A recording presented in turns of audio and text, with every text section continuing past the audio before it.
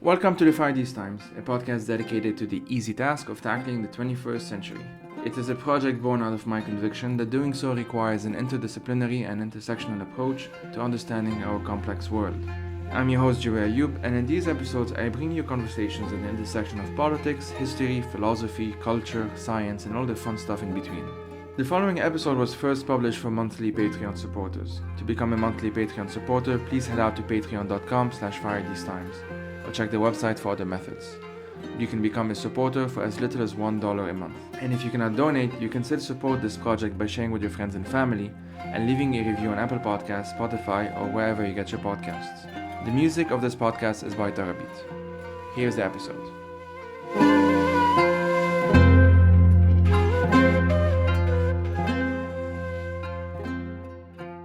So this is a conversation with Banah Ghadbian. She's a Syrian activist whose dissertation, Ululating from the Underground, Syrian Women's Protests, Performances and Pedagogies under Siege, was the subject of our conversation.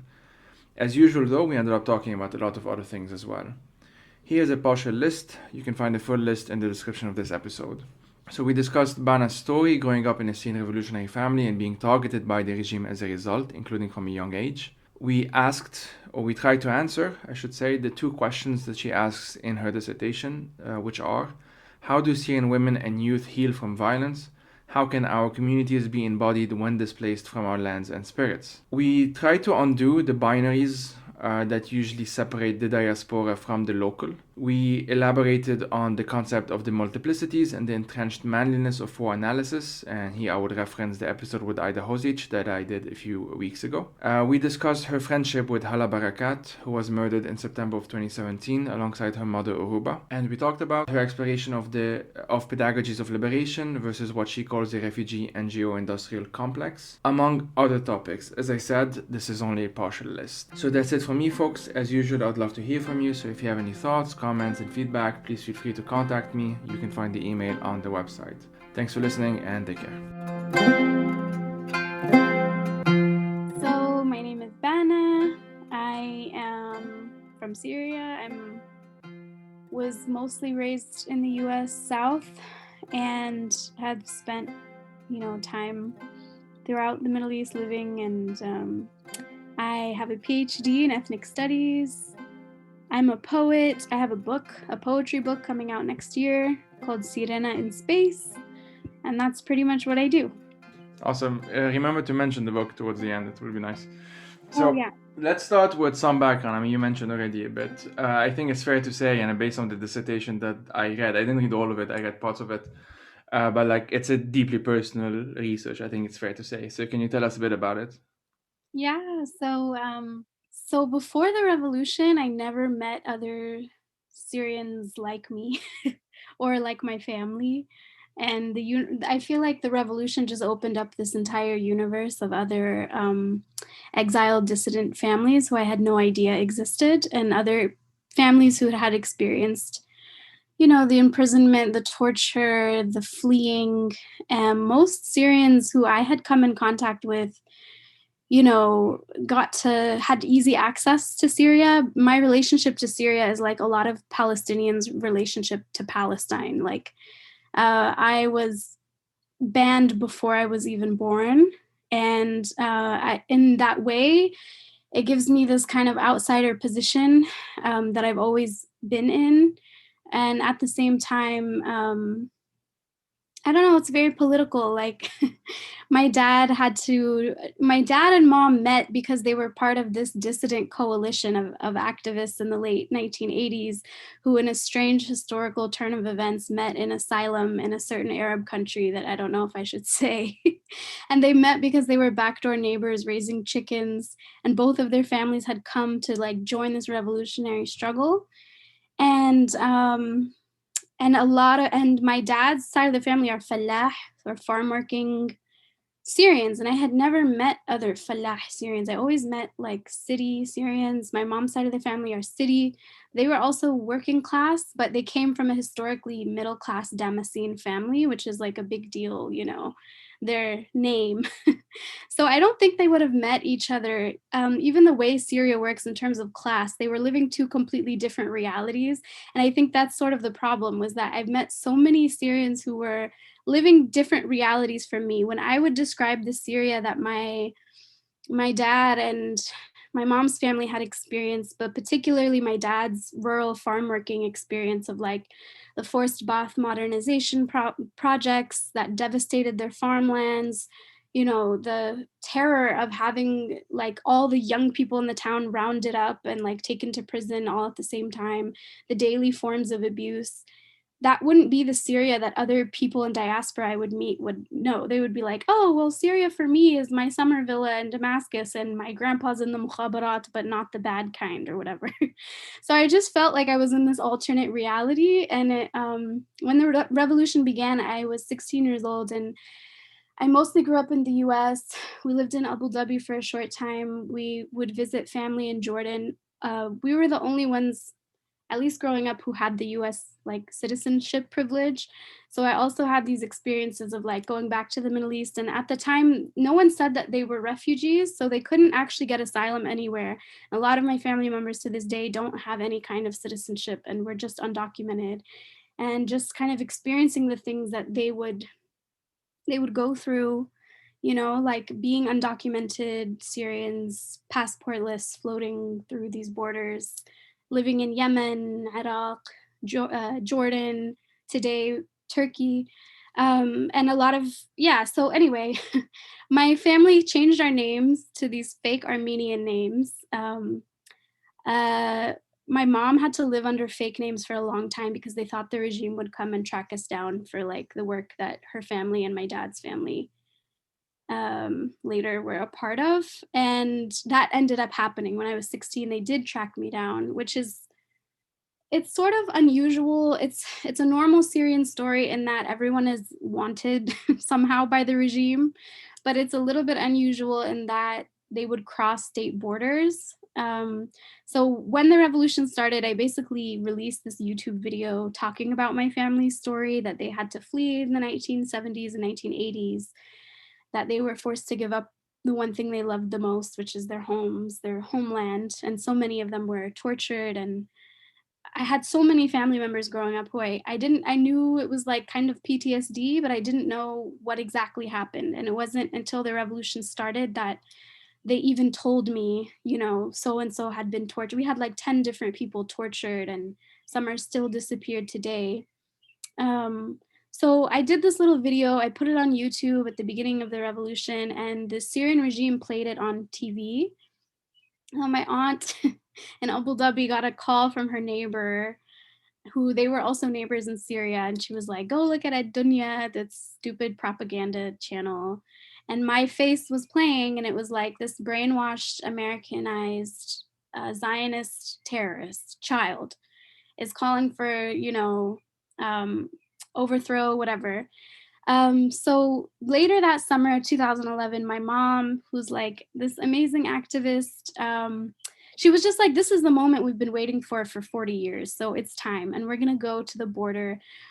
She was in touch with a lot of the activists. She was doing things with Syria Prisoners Movement translation, helping people get asylum. She started like a radio network, Flotilla, what crowdfunded $25,000 to get hand deliver this like different supplies that were being denied from the first wave of refugees. And while we were on the border, we were tracked down by the mukhabarat, and they wanted the video girl, who was me, but they also wanted me because I was my father's daughter and my mom's daughter, and it was like, this is an easy thing. So we basically narrowly escaped, and had to flee in the middle of the night. We were followed by these, like, we had a little bit of a heads up, which allowed us to leave in time, and we ended up joining other oppositional activities and joining other people who had just fled the Syrian border, and coordinated with compañeras. I don't like to say comrades because it's such an awkward, like, brocialist term, but with compañeras who were the Zapatista term, but they were in Damascus and we were in Istanbul, and we had these concurrent activist gatherings, and I was a kid basically. So I was just sort of watching all of this happen and listening. We interviewed a bunch of people, my uncles were part of these ragtag like citizen journalist networks. And so, yeah, my parents have always taught me. I grew up with a lot of anti-Arab racism. I grew up, the Intifada, the second Intifada was the Iraq War, the occupation of Iraq. Those were huge things. I'd been going to protests with my parents since I was like 6 years old, and also watching the FBI, interrogate my dad all the time and follow him outside of work and all of these things. So my parents both had this strong sense with us that, especially my mom, that you can always speak. She used to have this Audre Lorde bumper sticker that said, your silence will not protect you. So my dad would say things that like I didn't really understand until much later, but he would be like, even when there's a gun to your head or your knees are on the prison floor and someone's about to beat you to death, they have no power over you. You still have your own spirit, your own voice, and that's sacred and that's sovereign. So that's a little bit of background. So you're telling me that with all of that, and you still managed to do a PhD? Yeah. No, it's really interesting. Actually, right after that happened and we escaped and then we joined the oppositional, a month later, I went to college. I was my first year of college, and I went to a historically Black college. And there were so many Black feminist elders who encouraged me to start this project. And that's actually how my dissertation started, was in this gender and social movements class that this Black feminist scholar, Mbahati Kuumba, like encouraged me to do. She was like, you have to write about this, about the stuff you were seeing with the revolutionary dynamics.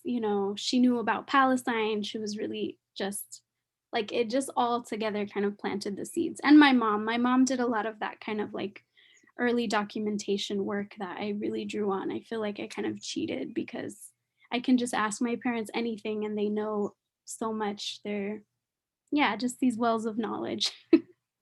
No, it's amazing. I mean, the main questions that you ask in the dissertation, I have them written in front of me, so I'll just quote them if that's okay. How do Syrian women and youth heal from violence? How can our communities be embodied when displaced from our lands and spirits? Okay, sorry, end quote. And I know that we won't be able to give these answers really justice in like a single episode, but maybe we can start with the questions themselves. How? Yeah. Yeah, I really didn't want to like keep intellectualizing our freedom, because our Mm-hmm. freedom is a feeling, it's embodied, it's a practice. And I kept all around the world, like during that 10-year period, I would work in Jordan, in San Diego, in Greece, I went to the refugee camps of the Palestinian youth movement. And everywhere I would go, I would see Syrian women doing the same things, which was using arts and creativity, but it came out of the revolution. And what would happen is this humanitarianization, or this divorcing of everything Syrian from the political and revolutionary origins. So I like I mentioned Embahati Kumba. She has this book called Gender and Social Movements, and she has this concept of gendered resistance that, like, the protest itself is ephemeral. It's, a moment of freedom, but there's so much work and so much activism that goes into that, whether it's sewing or cooking. There's so many gendered labors it takes, I mean, that are devalued, but who are we without the clothes on our back or the food we eat? Like, all of that is a part of the ways that we're healing. And I also just think of creativity, like the Sylvia Wynter, this Caribbean scholar, talks about, like, poetics and creativity are an alternate relationship from capitalism, because you're not creating to produce, but you're creating to create an alternate reality and to express something. So I just saw, like, I don't know, Syrian kids and Syrian women like making home in difficult places, and it being completely political, but never seeing anyone actually center that. It was always hyper intellectualized or really fucking boring for no reason. Sorry, I don't know if I can Yeah, cope. you can. it would be these like really mundane geopolitical takes and analyses when the work that they were actually doing is so rich and interesting. And I just felt like centering the actual healing and the entire new forms of structures that they were creating, whether it was freedom schools or alternate medical care or communal forms of care, which now, as we see during different moments of collapse of capitalism during pandemic, how useful these kinds of practices are. And like definitely along these same lines as what you were just talking about. Can you tell us a bit or a bit more, like what you think is often missing from a lot of discourses regarding Syria? Yeah, well, the number one thing I would say three things. Well, the first general thing, I always show people this this statistic of, the regime and the Russian allies have been responsible for 91.4% of all casualties, and yet the entire world's focus has been this like war on terror obsession with ISIS. While that's still really important and ISIS is so fucking crazy like horrific and violent, and that should be a focus, I think what's happened is there's just been this intentional obscuring of the roots of the revolution. And I have this whole moment, in the dissertation where I look at like it becomes like a video game. Like it becomes this fun leftist broy, they get to talk about Syria being, striked, penetrated, pounded. They use these very gendered, militarized colonial terms. And it becomes intentional that, it's this place of chaos that only a Western researcher can venture into and return and tell the truth about. But yeah, it's just a very simple, I always say like Syria becomes so complicated, but it's a very simple, it's about oppression, it's about systems of oppression, it's about capitalism. That's pretty much what it all is. So, and then the main things I always tell people is that one, Syrians occupy multiple critiques at once. Like we're critiquing authoritarianism, but we're also critiquing the superstructures like colonialism, imperial. A lot of the Syrian activists, like in Daraya, for example, began their activist careers protesting the US occupation of Iraq. Or even in my own family, the way that they became politicized against the regime was because they were politicized because of Palestine and they were fighting the colonizer. And then that allows a certain level of awareness of challenging oppression wherever it is. And then Syrian women and queer people and queer femmes are critiquing patriarchy uh, and homophobia and transphobia all throughout, like so that's why I think some of the critiques coming out of Syria are so interesting, because it's a revolution within a revolution within a revolution. And we look at what Syrian femmes are having to say about all of that, they have some really radical things. And then the other things I always point out, like I just said, is that women's like taken for granted labor is the backbone of our revolutionary struggle. And the last thing is, which I think is the heart and soul of this entire revolution, is children. Like Syrian uprisings started because, like in Lord of the Rings, where Galadriel is like, and the resistance has started in the most unlikely of places. And it's from the hobbits, it's from the Shire. Like, it's from the little people, the people no one gives a fuck about. Like, it's the kids. And kids are so brilliant because they can immediately cut through all the bullshit, and they can name the kinds of worlds that they want. And that simple act of just making graffiti on the walls of their school, in doing that, the children of Daraya created an entire new possibility. And no one thought that Daraya would be the place. They were like, it's a loyalist region, because they were only considering what the adults were thinking. And now we have 13.5 million refugees, and half of them are children. So you think of all of the sort of revolutionary consciousness and the creative life force that is coming out of Syria. I think it starts and ends with the children. Well, first, I really appreciate the Lord of the Rings reference. Yeah. Just because you mentioned Daraya before, Dara, I will just say that for those listening, that there is a free PDF now available that I worked on the chronicles of Enab Baladi 2 years ago. And Enab Baladi obviously was founded in Daraya, and it includes a prologue by myself on called an idea called Daraya. All of this is free online. I'll put this on in the description. Okay, there are multiple. You mentioned the example of the children of Daraya, and that's already something that I feel many people don't know. One thing that recently, while you were talking, I was thinking about it. Like one thing that recently really frustrated me is obviously the commemoration of the 10 years was recently and technically still ongoing. A lot of the coverage, or like overwhelming majority of the coverage, in English or in Arabic, were commemorating the Syrian crisis, the Syrian conflict, the Syrian war, the situation, the Syrian situation, all of these terms, but no one was, I mean, some, but most people were not commemorating the Syrian revolution, even though they were using the date that Syrians have been using for the past decade now of the events in Daraa. And my take on that, which was just a stupid tweet, but it was just 10 years ago was not the start of the crisis, was not the start of the conflict, it was the start of the revolution. Everything Exactly. else came later. Mhm. But that initial erasure is, for me and for you, obviously, like the entire story here. It's that those are the entire thing. I really view your dissertation, and I don't know, I hope it gets published. I don't know what your plans are, you let me know. Um, as a huge contribution, to be honest, in towards that as well. There were some books that came out in the past few years that have been translated into English. Some have been written in English, some have been written in Arabic, some in French as well. But 10 years on, we're still dealing, Syrians especially, I'm not Syrian, but Syrians especially have been dealing with denying the story itself.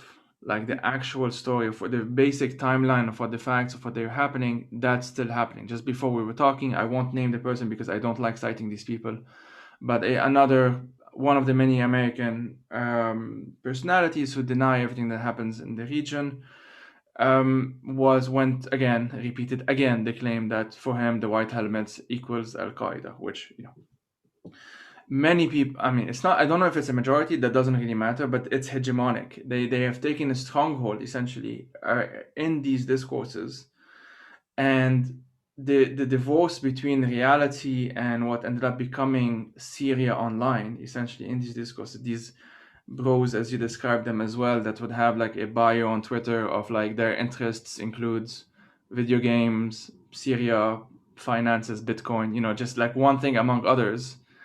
Though I mean it's a caricature, but they exist, lots of them exist. How do you go about, if that's not too, I don't know, if that's not too forward, like, feel free to answer but how do you go about kind of thinking about that, like just dealing with it on an emotional level more than anything, other than just responding to them and yelling at them, whatever, which often doesn't work, but just thinking about it. Ugh, I it's I mean, from the very beginning, the regime, they're just, well, first of all, they're racist. I like to point that out. It doesn't really matter to them, the fact that they can't distinguish between actual terrorists and Arabs who are, or Swana people who are rescuing babies from rubble. Like, what? I don't, it's too much. I've gotten over the years in so many fights, even around the time of March 15th, March 18th. I got in a lot of online fights. Watan Palestine had posted this thing in honor of the Syrian revolution, and it was beautiful, and it was like an international controversy. But I remember getting in fights after the first August 2013 was the first major chemical weapons attack in Eastern Ghouta, and I had like this family member who was whose son was 5 years old, and he got leukemia simply from, he didn't even live, he lived near Duma but wasn't in Duma, and the level of radiation and radioactivity impacted thousands of kids, and they to this day are dealing with the health impacts of that. And writing that and having a freaking leftist bro tell me that it's not real, and that it's that he could have gotten leukemia any other way, but that this was using the regime's exact narrative. And it's it's gaslighting. It's like Yasser Munif says in this really good collection I like, it's called Stolen from the Rubble, Stories of Resistance from Syria by a Mexican anarchist collective, El Robozo. But he has this section where he talks about it's a battleground. Discourse is not just discourse for Syria, it's a literal battleground. It's another war. Like, And I think the way, or in Syria Speaks, they talk about, the usage of the term conflict, of the term crisis. It just, like the term Israeli-Palestinian conflict, like is used to just obscure the actual power imbalances and to imply parity, that there are two sides equally fighting something that's just not true. And the way that I deal with it now is to talk about the creative grassroots activism, because I think centering that actually does speak for itself. When you talk about like the women in Jannah, a group called Jannah in Raqqa, a group of women who were, vocal against the Iraq occupation in the early 2000s, and then during the revolution became active, and they created these different programs with the Raqqa Free Youth Assembly to rehabilitate bombed out high schools, and they would weave the revolution flag into baskets and sell it on the streets to raise money to buy like windows and doors.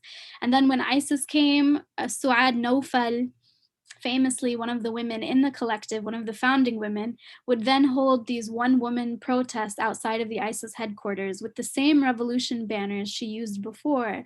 Like they're resisting in that example alone, like imperialism, authoritarianism, and then later extremism. The women of Mazaya did the same thing, like Ghalia Rihal, who turned her hair salon into a women's political center in Idlib, and now they run 8 different centers. They have a magazine, a clinic, a school, a library, and during COVID, they were making masks and teaching women in local communities how to sew the masks so that they could sell them and create alternative economies.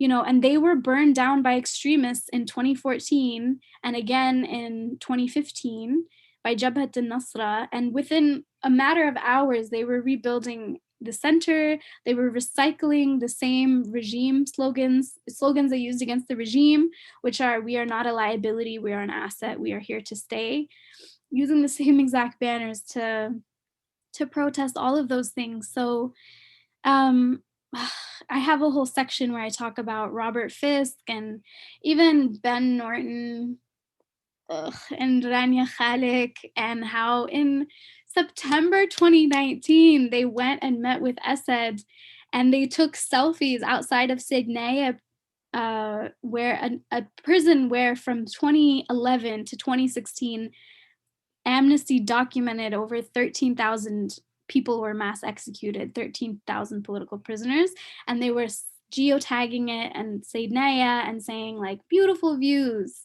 or taking selfies being like, this is for the haters, framing us not wanting you to normalize genocide as us being haters. Like, it's just bizarre. I don't even have the bandwidth to engage them. I just try to continually remind people of the actual work itself, of the activism that was happening. And I think that in itself speaks, so much. Yeah, for sure. I would definitely advise against spending too much time at this point on these people.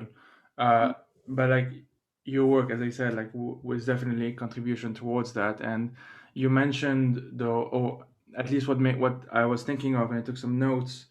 One thing that I learned a lot from Leila Shami, now we're good friends on since we met some years ago. The stuff that many people don't see often are really the changes that have been already, or are the achievements already of the revolution. There is an article that actually came out today, no, 2 days ago. We're recording this on May 7th, for the record. It's published by Dr. Charlotte Al-Khalili on Jumhuriya, and it's called Rethinking the Concept of Revolution Through the Syrian Experience. And everything that we're talking about, listeners, I'll put this in the description. And what she goes through after, and here I'm just reading the blurb, like she finds that while the Syrian revolution may not, in between parentheses, yet have produced political regime change, it has nonetheless brought about profound and likely permanent social transformations. And this is based on years of her own fieldwork with displaced Syrians. And this is something that one of the things that led me to then do the Enab Baladi project and to just think about this from that angle was also part of actually challenging my own perception of how to think about Syria. So like I would definitely say that in the early days, so 2012, 13, 14, and because I'm Lebanese, there was the Hezbollah angle of when Hezbollah intervened in Syria around, well, 2012, but they announced it in 2013, was really following military developments for the most part, was really following like who controls which territory where, and you have all of these people online with these insanely advanced maps and all of that stuff. And I'm not saying there's no value in that, like zero value in that, but it definitely overwhelmed everything else. And obviously, who gets erased? That is pretty much everyone else, because most people obviously did not take arms. You know, it's just a fact that in any context, most people will not take arms. And even I'm saying like arms, I'm not problematizing that in itself. Like that's just a different discussion. But like the example of Daraya, especially for me, was something that I was baffled, to be honest. Just the underground library, the schools, the just the sort of stuff that were happening that felt like I felt bad that I did not have this kind of outlook on life. You know, I was too cynical for these people in my mind. And when I ended up interviewing some of them for the work, again, it's not that I'm then going to the other extreme and romanticizing them. Like many people were just doing things because they had to. You know, it's just something that they had to figure things out. They had to figure shit out as it was happening. You know, it wasn't. Um, I was gonna say something boring, like it wasn't the easiest situation, but I'll just say like, but it was just a very very difficult context, and it still is a very difficult context. And the fact that they happen nonetheless, for me, that tells something pretty profound about just the moment itself in 2011 and since 2011, that goes just beyond the map coloring and who controls which area and when and where and all of that, as if like when ISIS controlled Raqqa, that no one was living in Raqqa other than ISIS. And you know, as you mentioned, the women's group and just everyone else, it's, yeah, sorry, I'm rambling a bit, but it's just one of those things that when I started getting into it a bit more, just that different angle a bit more, changed everything. Like everything else became part of the story and something you sometimes you have to pay attention just for basic safety, you know, if you're in Syria, but it's not the whole story. Yeah. Yeah, that made me think of so much. Like, that's the thing with the creativity, is it's like Audre Lorde says, and poetry is not a luxury. It's not actually this extraneous thing, but a way that people use to survive their everyday lives. They're creative because they have to be, but also they're improvising, you know, producing collectively, transforming themselves, feeling freedom in their bodies. Like Khutuwat, this organization that was using bed sheets while under siege to make costumes and put on plays with the kids in the shelters. You know, because you think about it, there's no school, the kids are crowded in a shelter, so you're actually using arts in that context because your imagination is all you have left. And I think of this, there's this group, the Indigenous Action Network. They have this manifesto about apocalypse they just came out with a little while ago, I think when the pandemic started. But they just talk about how like we have all these fantasies of apocalypse, but we don't actually realize that we live, you know, living in a world built on genocide, built on enslavement of West African people, built on a capitalist system, is a form of apocalypse already. And you see in Syria, you know, bio warfare, chemical weapons, barrel bombs, empty barrel bombs filled with TNT, oil barrels filled with TNT. Like none of that is sustainable, and it is a form of actual apocalypse. So that's why I really think it's so funny that people use this language, like we have to empower refugees or teach refugees whatever, when everyone I've met who's been displaced actually has the skill sets and knowledge that the dominant groups might want to learn from and listen, so that they can survive the end of the world. And Syrians have shown us how, like using the body itself as a form of resistance, like the group, like women now, for example, holding actual protests while under in Eastern Ghouta from the bomb shelters. So that's why I have this title, like Ululating from the Underground, because I argue they're using these spaces like Fred Moten calls the undercommons, the sites of Syrian oppression. The reason why I didn't grow up with, you know, I grew up with people kind of normalizing Syria, or Syria in general was considered this peaceful place, but I knew that that was never my family's experience. For them, Syria was terror and brutality. But the reason why Rania Khalek and Ben Norton can go to Damascus today, or look at Sednaya and see and say, oh, this is a beautiful view, is because the sites of Syrian oppression are literally underground. They're in prisons. That's where a lot of the brutality is happening. They're in bomb shelters. That's why people are taking these everyday sites like the hair salon, or these mobile libraries, the underground library in Daraya, for example. And from those places, literally in the underground, they're the most vulnerable people, the ones who were the most marginalized by the militarization, which are the disabled, the elderly, women, and children. They're holding protests to this day and having these overtly political messages. Like I talk about like the girls with the green ribbons in my hometown of Tel. They were using olive branches and fake wedding invitations and wrapping these wedding invitations with the olive branches, but secretly having those list the protest site where the next protest would be. And under the eyes of the police, because it was such a feminized everyday item, like a wedding invitation, no one is going to think that's a revolutionary thing. They were reappropriating, those feminized sites as a place of subversion and creativity. They were taking the post office, going to the post office and writing the names of the martyrs and political prisoners on the walls. Like, new forms of protests are emerging from Syria. Even the concept of the flying protest, the 10-minute protest, the street theater, freedom days, whenever they had fake money that were fake Syrian pounds, they would throw like thousands of fake Syrian pounds to the ground and everyone would rush to get them. And the police wouldn't think, oh, this is a protest, but on the money would be banned messages. Or like in the video that I had made from the dissertation, the Stop the Killing movement famously did so many amazing things like that, like passing out flowers with banned messages. But a police officer is not going to see that because he doesn't see a megaphone and someone shouting, and he doesn't know that that's a protest. So engineering new forms of protest, like, there are just, yeah, so many things I have to say.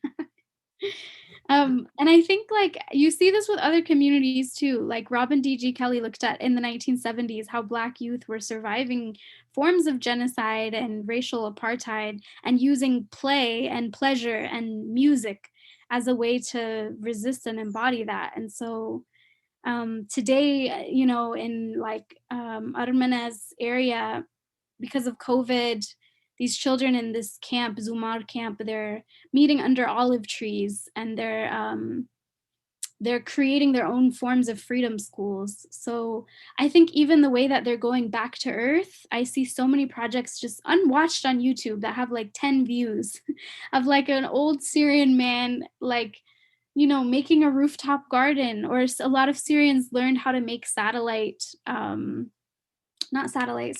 power, because they were being forced to, because of the electricity blackouts. They were teaching themselves these sustainable, earth affirming, even weaving olive branches, roses, and water bottles, that whole thing, like in Banyas with the roses and water bottles, or at the women's marches with the olives, reminding us of earth, weaving our plants like into our forms of protest.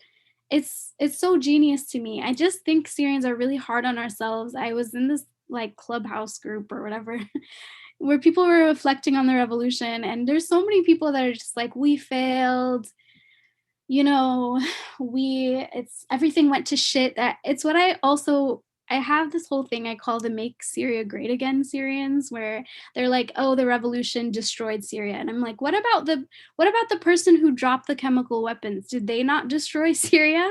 Everyone was blaming Haram, those sweet children in Daraya. Like, Al Jazeera has this documentary. It's actually really good, but the title is The Boy Who Started the Syrian Civil War.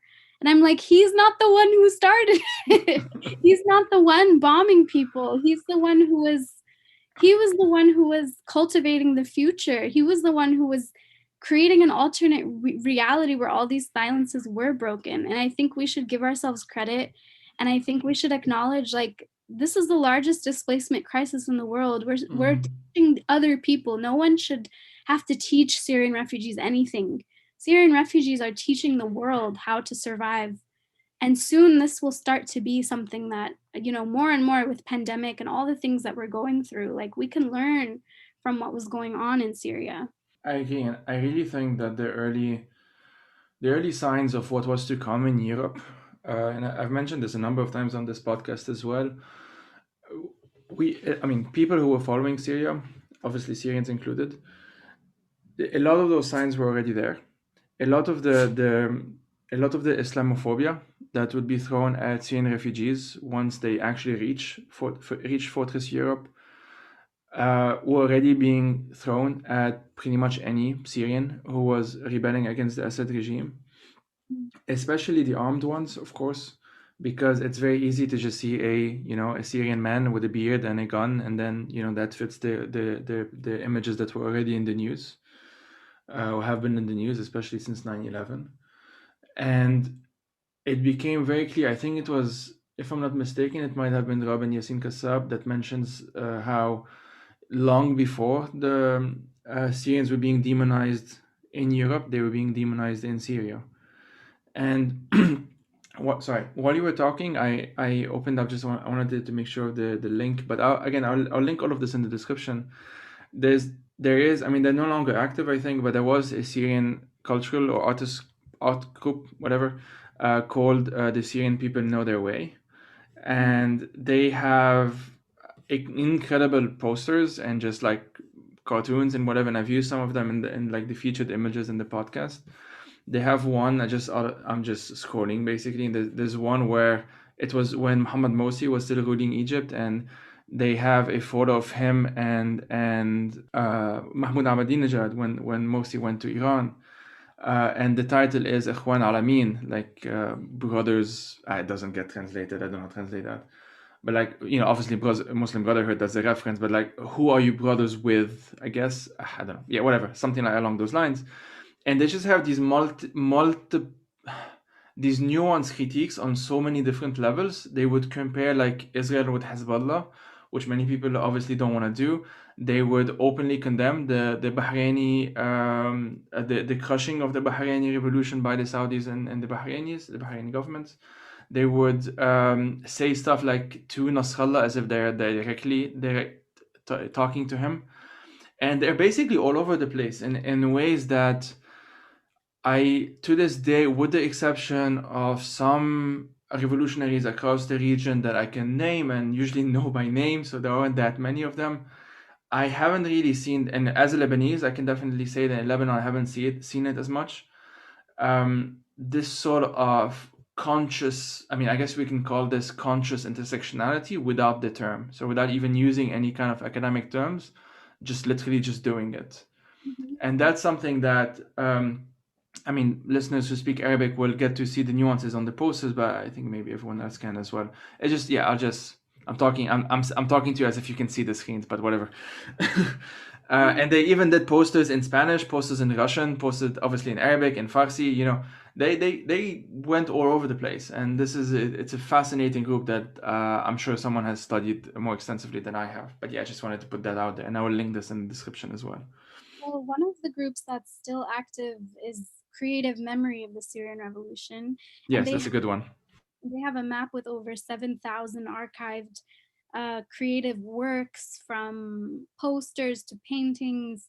And I think, like you said, you can click different areas of the map and it's amazing. And you can see the kinds of creative critiques that are embodied in the art itself. So if you click Raqqa, you see, these commentaries on terrorism, like how everyone conflated Raqqa with terrorism.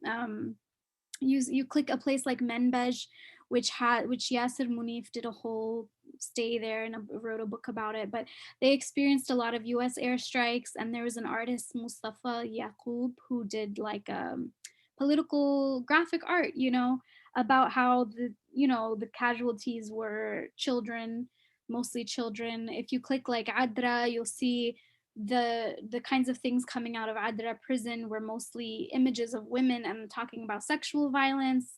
You you click on a Kurdish area like Qamishlo, you're going to see critiques of the regime, of Turkish intervention from a specifically Kurdish lens. It's so amazing. The art is this living memory that keeps all of it alive. And it's these modes of cognition that are unrecognizable to the dominant colonial whatever. I think that's why art tells the truth, is because it's not like a statistic. It's not another thing. It's not another sort of scientific or intellectualized thing, but in like so many Western societies, like, you know, the oral cultures are seen as coming from the non-human void, are seen as like more primitive, more barbaric, and we're actually reappropriating these kinds of forms itself to name the world and to like keep a record of everything. Because you can deny the chemical weapons attack all you want, but you look at like a Syrian woman artist like Renda Marrar, who made these strange, disturbing images after the chemical weapons attack, you know, of children, and they're sort of ghostly and just, it's so disturbing, and you can't deny it when you see that kind of work. Yeah, it's so interesting. It is, and kind of like sort of a segue. It just makes me think of this concept that I've since been thinking a lot about since talking to Ida Hozic on this podcast. So that's episode 69 for those listening. So she's from Sarajevo originally, and she wrote a pretty good article, pretty good essay for LSE, like a blog post, a long blog post on what she called the entrenched manliness, quote unquote manliness, of ethnic power sharing agreements. And obviously, as a Lebanese, we had so many points of comparisons of things to talk about. Obviously, the Ta'if agreement happened a few years before the Dayton agreement. For those listening, Ta'if is the one that ended the Lebanese war, and Dayton, the one that ended the Bosnian war, ended in quotation. And we ended up talking a lot about how there are multiple Bosnias, and there are actually multiple Daytons, like multiple Dayton Accords. And I'll sort of develop this idea a bit and then ask you a question. The multiple Dayton Accords, and I won't repeat it too much because there's an entire episode about it anyway, but in the sense that there's these accords of the ones that negotiated it. So the diplomats, the Western diplomats, the Bosnian diplomats, and the Serbian Croats that were observers. But there's also the Dayton of the people who had to endure it. So you had the ordinary Bosnians, essentially, regardless of which ethnic background they belonged to, they now had to deal with a new reality of now being defined specifically through that lens. And you started seeing things like prior to the wars and the genocides and everything, you had something like 30% of the population being from like multiple marriages, and those kinds of statistics being basically like close to zero right now. And that those sorts of things are not considered failures of the quote unquote peace agreement, because the only criteria for a peace agreement is these guys had guns, now they're not shooting at one another. That's the only criteria. And in Lebanon, that was the only criteria as well. In Lebanon, the Ta'if agreement was basically imposed by Hafiz al-Assad. Long story there, I've ranted about it elsewhere, it's not that important here. But long story short, the same men that caused the war, or at least that were its primary actors, let's put it that way, just continued in power. And that's for me one of the many reasons why in my own research I argue against a war post-war binary, because I don't think that's really accurate. So the notion of multiple or multiplicities, right? Multiple Syrias, we even started getting into it a bit more with her. But I was wondering if you can sort of talk about that, and like what you think about that. Let's put it that way. And yeah, let's start with that, because I have a follow-up question on that.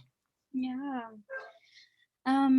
It's like I said earlier, like I was the product of a Syria that so many other people I knew never saw or never lived, or even with my own family. Coming from a farm working experience in the Syrian context, I very rarely hear any representations of that in Syrian literature, or I mean, unless it's like to romanticize it, or to sort of like on WhatsApp or something, make it seem like this primitive pre pre-modern thing when like people are still living like that today in Syria, and they're complicated, and they're not like, I don't know, some museum exhibit of like, authentic Bedouin Arab, whatever. Apparently, someone told me this recently. When people go on birthright to Israel, the first thing they show them is like an authentic Fallah Palestinian Bedouin, setup. So that's really interesting because, okay, like I have this whole theory that a big pillar of like these regimes all across our region operated on this kind of idea of like modernization and Arab identity becoming the only identity, and sort of what neoliberal multiculturalism did in the US in the 90s, which is say that we're all one big melting pot and kind of deny the specific ethnic and class and sect and religious realities that other people were experiencing, to all kind of normalize the different ways that everyone was experiencing authoritarianism according to their own context. And I just feel like with Syria, specificity is so important. I mean, like, even my mom, like at the beginning of the revolution, did these, I don't know if you know Jane Elliott's Brown Eyes, Blue Eyes, where to teach white people about racism, she would treat a certain group in the classroom Yeah. to see if they noticed. So my mom would do that around like Sunni Arab privilege. And she would have people come into the workshop, and some people had to wear an orange ribbon around their hand, similar to how Kurdish people have to list their ethnicity on their papers. Certain people were not allowed to leave the classroom. Some people were given other resources. And I think when we talk about this sort of triangulation that happened in Syria, like a lot of peacekeepers compare the Syrian situation to Rwanda or Burundi. It is actually rooted quite literally in the colonial mandate. Like all of these divisions that the regime supposedly was resisting against, it replicated it in a different way. But if the 1922, the French didn't literally divide us into the Alawite coastal region, the Druze mountain area, and then the Greater Arab Sunni, whatever, I think there's this huge problem where like we have these ideas that in the post-war period, like we're going to end up in the same kind of regime if we just allow like the dominant people to, I mean, the way that we got here to begin with is we had a military hero who took power and said that he was against the old system, but really replicated it. And I saw that with the revolution, where there was this danger again of history repeating itself, and the men coming to the front and like replicating everything that we'd been working so hard to dismantle. I don't know if that kind of answers. I'm also rambling a little bit. No, it does. And I mean, it's one of those questions that I don't know, it feels more like an open-ended question, to be honest. I do find it very, very useful to think about multiplicities. And I've started sort of like slowly expanding on like just think about other stuff, not even related necessarily to the region or to Lebanon or Syria or whatever, but just in general having multiple experiences at once, or like multiplicities. I guess I'm just repeating myself a bit. And another dimension of that is the often simplistic binaries between diaspora and local, right? Of like, if you're diaspora, you have I mean, you do have different experiences. That's part of the story, of course. But as if a lot of, I mean, I'll just use a kind of an example that has happened many times, but I'm just telling it in this kind of caricature way.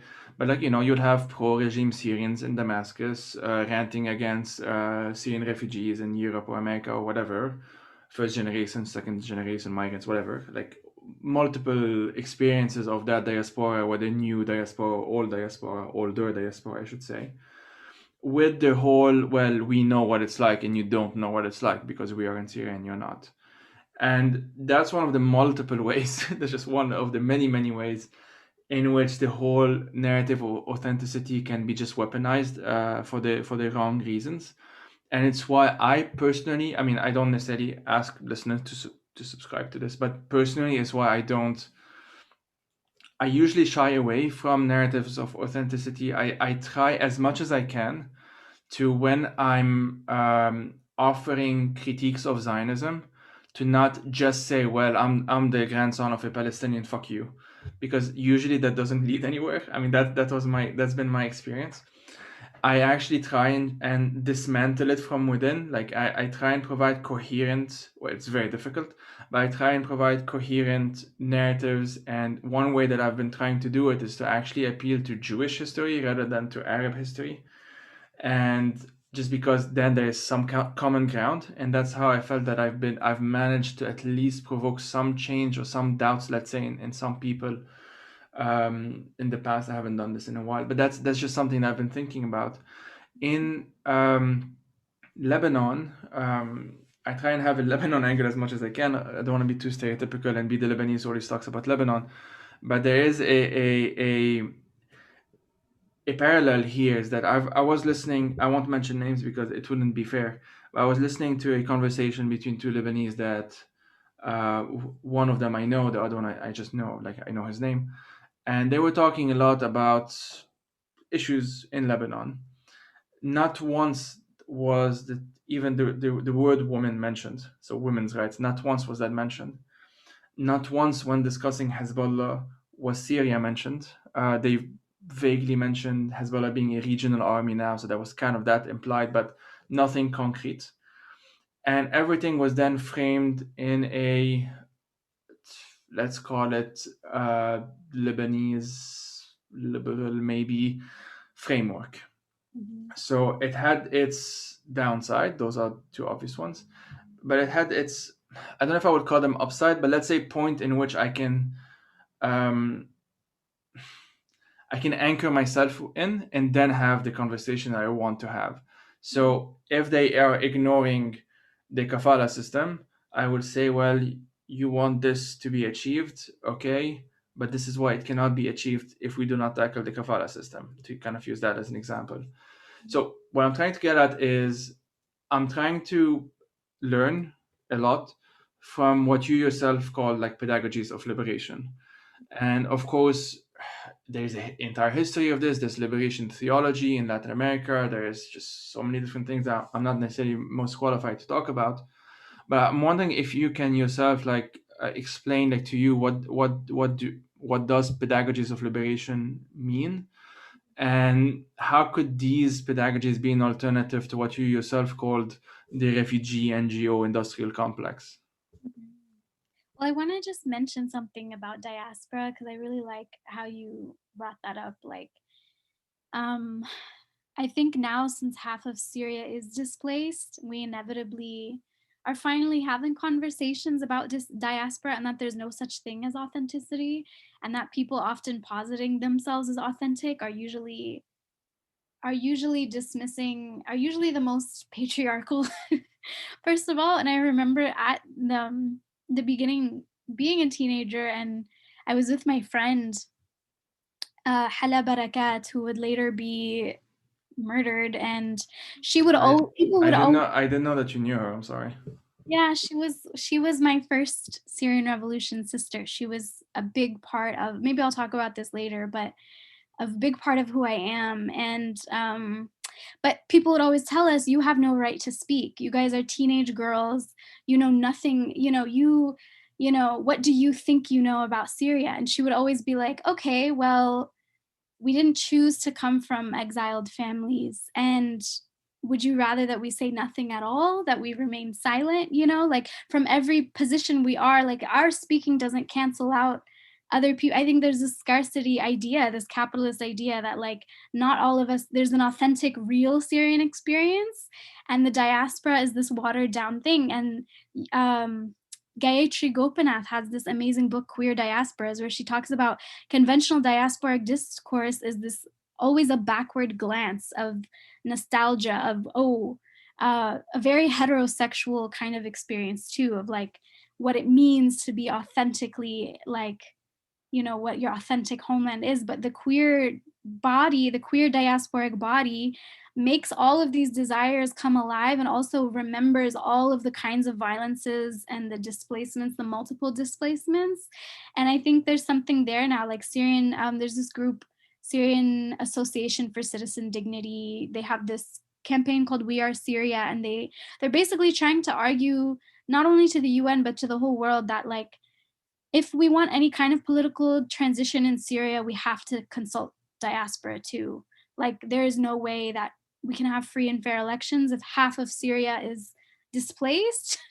You know, there's a new kind of like what it means to even be Syrian. It's much, to me, overlapping obviously as well with Palestinian identity, where it becomes a new thing. It no longer even is confined to a nation state, because like it's embodied, it's in me. I've had this Middle Eastern studies professor during grad school, and he would always, you know, do that to me, where he would be like, well, I went on Fulbright. He went on a regime sponsored Fulbright, you know, so he got access to Syria. And the fact that I didn't have it, or that I am wanted for 50 million lira, somehow means that I'm less Syrian than he is, when in a really funny way that actually makes me more Syrian than any, like, that is the most Syrian thing I know, to be wanted. Like, so I don't know if that makes sense, but I think this does connect with the pedagogies of liberation, because there's this thing that happens in diaspora with humanitarian work, where a lot of the Assad Ramadi gray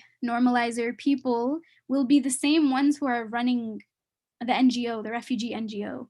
And that's incredibly harmful. Like in San Diego, I moved there for grad school. A year later, 2,000 Syrian displaced Syrians were relocated there. And the only organization they had to support Syrian refugees specifically was called Heart for Refugees. And it was created by Syrian Americans who took a Lichtag Foundation Zionist grant, basically. And they had this program called Angels Bringing Light to Lives in Darkness. And like very colonial, very paternalistic, and very pro-Assad. And they would say things about the Syrians like they're lazy, they don't work hard enough, whatever. And so for our youth, so I worked with Palestinian Youth Movement, and we decided to like create this entire collective in protest to that group. And we created the only other Syrian youth organization. And eventually now it's called the Majdal Center, but at the time it was called AYC, Arab Youth Collective, which I disagreed with the name. But anyway, but basically within that, so we revolted against the other Syrian diasporas people because of Zionism and this issue of Zionism and them normalizing. But then within our group, other Syrians joined, especially like from Europe and I don't know, and they wouldn't let the kids, like the kids themselves would be like, we want to do a protest for Aleppo. Like some of these kids led revolutionary protests where they're coming from in like Homs, and they're like 17 or 18, and they wanted to protest, and the group was like, oh well, we can't make this political, you know. So I think this whole like NGO complex, like Arundhati Roy says, like they diffuse political anger. A lot of the revolutionaries who are on the ground in Syria now, like Razan Ghazawi, was, I need to credit them for this, because she said this to me recently, like a lot of the people, either they're dead, they're tortured, they're in prison, some of the early Syrian people, or they're working for NGOs. And the NGO has been this funded, friendly way to kill the revolution. And so when you see the pedagogies of liberation, you see Miss Noor al-Huda Hifar opening this school, this freedom school for disabled children called Golden Bridges. And she's using a political, you know, the kids are expressing political messages, or that viral story about the sixth grader, the Kurdish sixth grader in Turkey, Gulstan Mustafa, who started her own like neighborhood school from like cardboard boxes and helped kids during COVID with their homework. Like Syrians are actually don't need those resources. They're using very little resources to envision new forms of social institutions completely outside of capitalism. But you have this NGO complex being depoliticizing the whole thing and making it a humanitarian thing or a psychological thing. Oh, refugees are using art. Where do you think that came from? That came from the protests. That's why it's completely, it's all woven in together. Like you can't divorce it from the political. The same people working in that system often use these concepts of like civility and like citizenship and making refugees good citizens or whatever. It's like the Zapatistas say in the cracks in the wall, like you can't soften up the wall. You can't change it from within because the wall is still there and it's still fucking all of us over. Uh, I was thinking of a lot of examples as you were talking of parallels as well in Lebanon. But okay, number of things. You phrased it very well, like the scarcity logic, which is obviously completely agree, like an inherently capitalistic logic.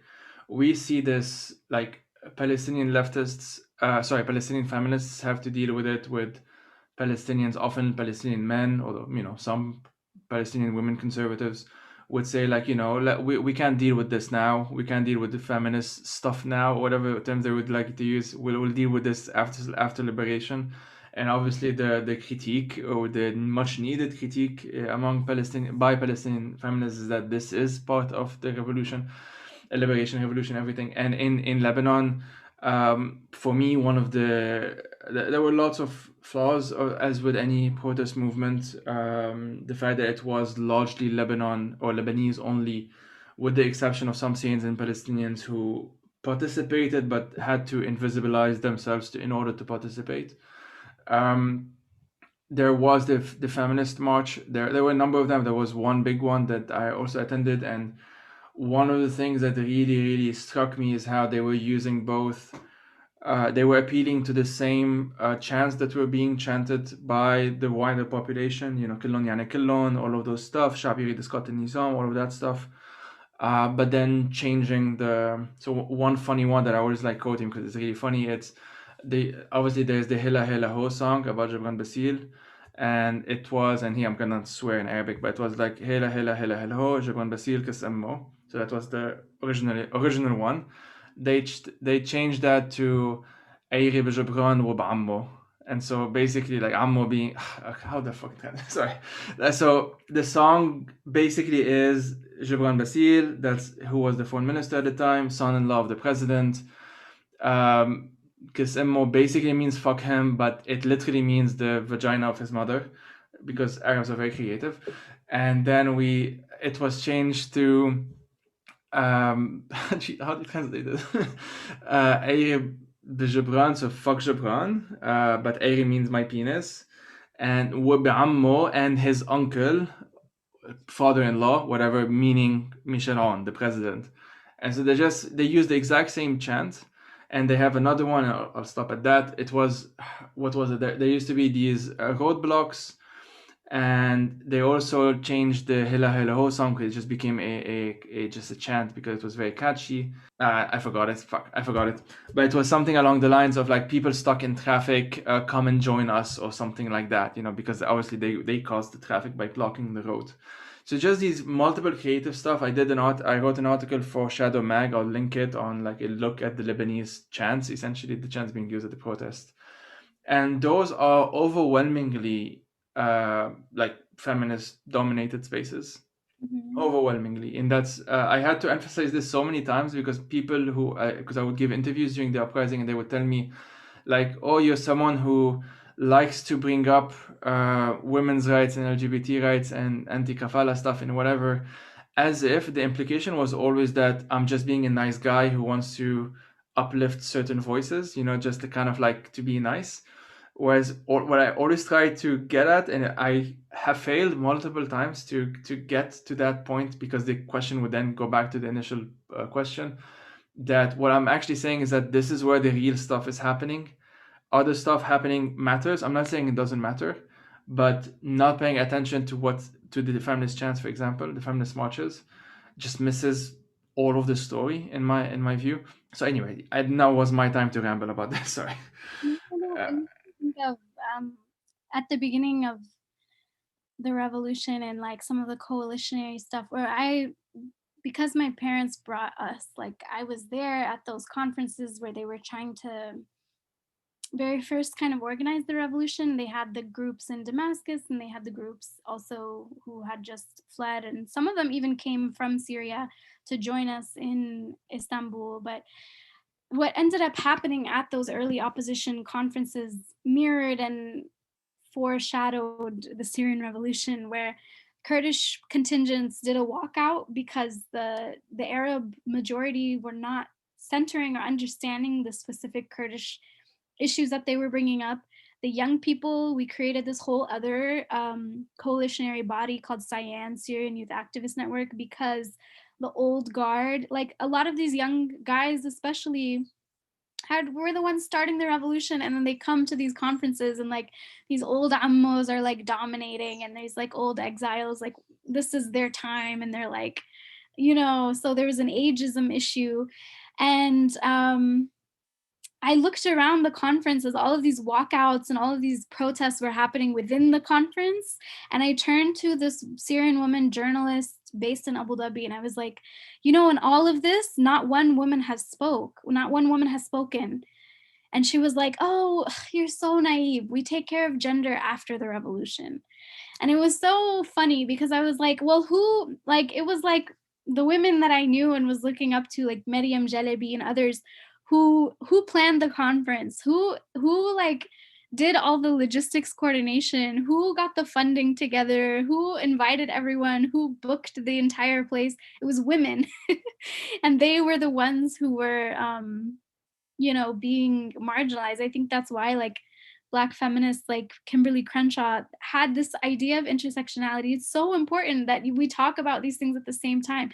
It reminds me of in the Undercommons, there's this quote, I just pulled it up, that it's a coalition. It's by Fred Moten. He says that there's a coalition that emerges out of your recognition that it's fucked up for you in the same way that we've already recognized that it's fucked up for us. I don't need your help. I just need you to recognize that this shit is killing you too, however much more softly, you stupid motherfucker.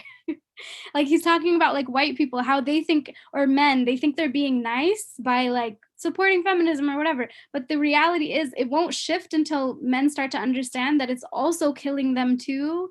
And it's also gender and the gender binary and heteronormativity and all of these things are actually impacting everyone. So centering that at the very center, not just making these separate little like containers where we put the queer issue, we put the Kurdish issue or whatever, but realizing that we can do it all at once, actually. And I think that's why, like I said, Syria is a revolution within a revolution within a revolution. And especially with Syrian queers, I feel like the critiques that they have, or maybe I could transition to talking about some of the work we did this summer around anti-Blackness, like slowly starting to realize like, oh, these are all actually deeply interconnected. Like the regime operates on intense amounts of policing of sexuality.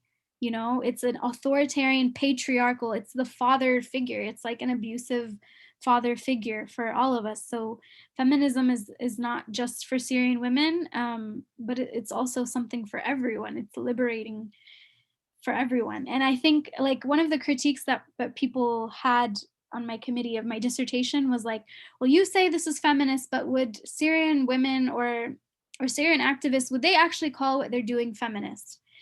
And I don't really care. Like, I understand feminism has been, used for imperialist means. It's obviously really important to recognize that. But there's like Women Now has a project called Gender Justice and Feminist Knowledge Production. Like people are doing consciously feminist things. And I think they'll continue to do that work too. Yeah, I should just say for disclosure purposes that I briefly worked with Women Now last year. I mean, on the matter of anti-Blackness, I wanted to ask a question about this in a bit, but I will just briefly say that Mariam Elba wrote an article for The Intercept 4 years ago on why white nationalists love Bashar al-Assad.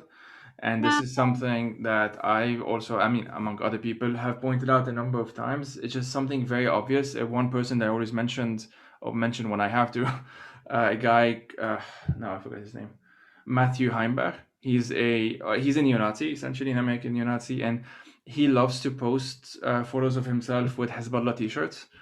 And for me, that's just much more revealing than I don't need anyone to critique anything else. I just need that photo, and that tells me everything I need to know.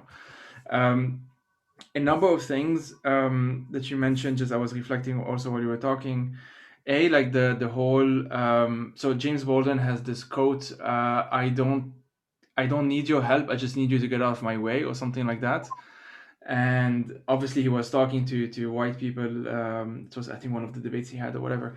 But the idea, and he also developed that multiple times in different ways, not just in the sense of just like leave me alone, which is already a big thing, because obviously black people, black men, particularly in America, aren't left alone. That's the entire thing. I forgot the name of the man who was shot while jogging, you know, as an example.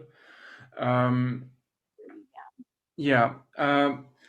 But he developed that critique even further a number of times, and for him it was always about. So I'm working on this video. It's still in its early phases, but it's about like James Baldwin's most radical idea, in my view, and it's the fact, according to him, that the oppressed don't just know the oppressors more than the oppressors know the oppressed, but the oppressed tend to know the oppressors better than the oppressors know themselves.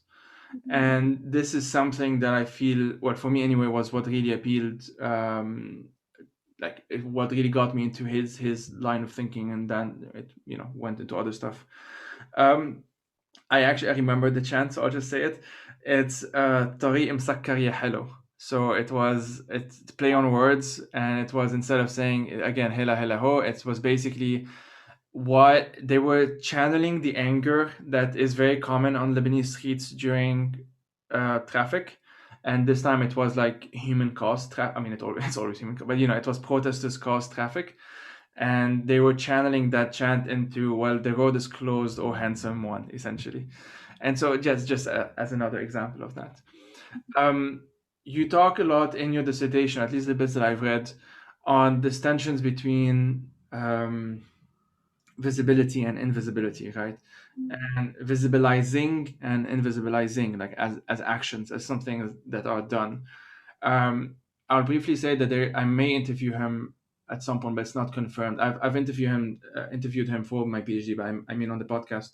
Ghassan Halwani, a Lebanese director, has this movie called Erased: Ascent of the Invisible, and the entire thing is about his father was one of those forcibly disappeared in Lebanon.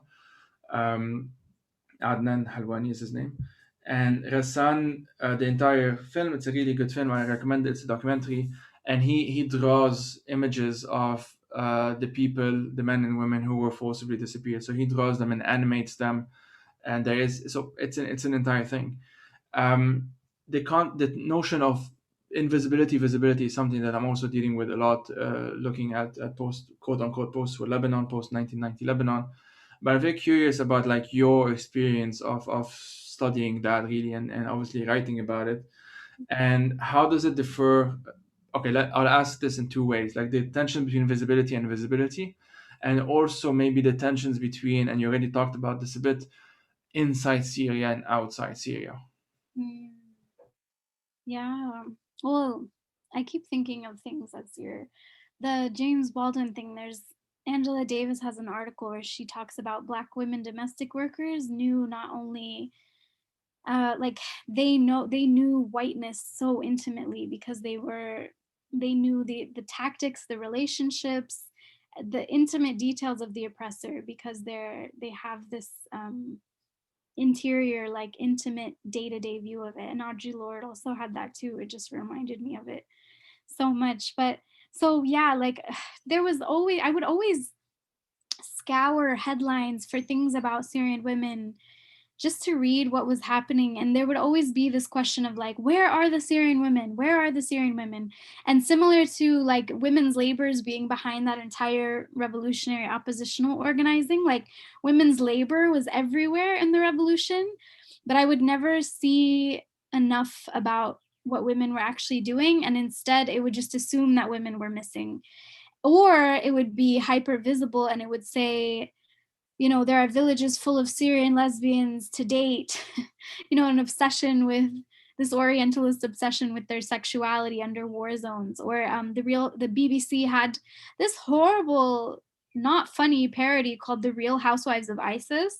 I think eventually they took it down because they realized it was racist, but it was really bizarre because I had like been talking to women who in the refugee camps in Greece who were telling me about sexual violence by the regime and by ISIS. And then the only coverage I would see is either these kind of like voyeuristic humanitarian reports where they're nameless, Lema Kanut actually has a really good book called So I'm Not Kept in the Shadows, Oral Histories of Syrian Women Survivors of Sexual Violence in Regime Prison. But like in general, I wouldn't hear that in any mainstream. Instead, they would be making fun of them. And to me, that was like a kind of hypervisibility. Even with Alan Kurdi, his name was, the Syrian refugee child whose body was found washed up on the shore. Like either he was, circulated as this decontextualized image, or you had like the Charlie Hebdo cartoon where he was depicted as a monkey and a rapist had he grown up. So it's this kind of like cartoon caricature that I kept seeing, where Syrian women were either not there or they were there in an obscenely like misrepresented way, and both of them are a form of violence. And I think because so much of Syrian women's violence that we face is also interior, and invisible, and it's not the same, like it doesn't get the same kinds of coverage. It's so taboo to talk about. It happens in regime prisons. It happens, like Arab in general, Arab Swana, like oppression in the US especially is a form of hypervisibility in times of crisis. Like Joe Cadi says, to be Arab is to be hypervisibilized in times of crisis and invisibilized. Some quote like that, I can't remember, but invisibilized in the everyday. And I have this metaphor of, I look at mermaids, like and I look at Syrian women and I say that their bodies are actually represented really similarly, because I would go on YouTube and I would look at these mermaid conspiracy videos, and the comments would say things like, oh, mermaids are, they can go through borders. And so in the Philippines, we put these drones to surveil all these mermaids. Or people would be like, oh, poor thing, she looks so scared. We need to rescue her. Like, she's so helpless, or she's so sexy. I wonder where I can find one. Like some YouTube comments would be like, I wonder how you penetrate a mermaid. And I would see this surveil, like this idea. That's where I got this whole idea that like, oh, Syrian sirena subjectivity. Sirena is mermaid in Spanish. Like we cross borders, we're threatening our bodies, especially with the whole discourse around hijab. Like, can you penetrate a Syrian woman? Like Syrian women's bodies are spoken about in popular discourse and journalism and legal discourse as these like either things to be feared or these fantasies, and there's no in between. Even with like this Muslim ban, in November 2016, like there was this #1 hashtag around the world that 8 Syrians caught, #8 Syrians caught, and there were 8 Syrian terrorists caught on the US-Mexico border, and like that propelled this whole like the election, everything that was going on. Like all of these states then declared that they oppose Syrian refugees and blah blah blah. And it turned out to be like a family, and half of them were children. Like they were 4 kids, and like 2 uncles and a mom and dad, and they were just literally trying to cross into the US, and everyone misrecognized their bodies as ISIS.